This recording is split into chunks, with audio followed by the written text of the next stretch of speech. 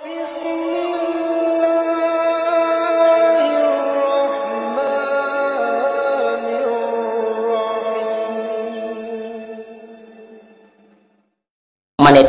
air mata Nabi Musa dan dia mengucapkan Ahmad Ruhullah Muhammad Habibullah.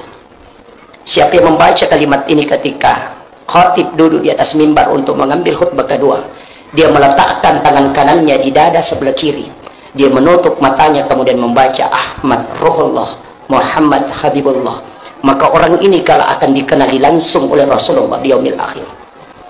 Kenapa Nabi Musa mengatakan Ahmad Ruhullah? Karena satu yang tidak bisa dilakukan Nabi Musa dan tidak diberikan oleh Allah.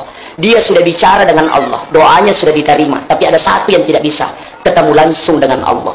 Hanya Rasulullah yang bisa ketemu langsung. Ketika turun Nabi ketemu Nabi Musa, nurnya Allah ada di wajahnya Rasulullah, sehingga Musa mengatakan Ahmad Ruhullah.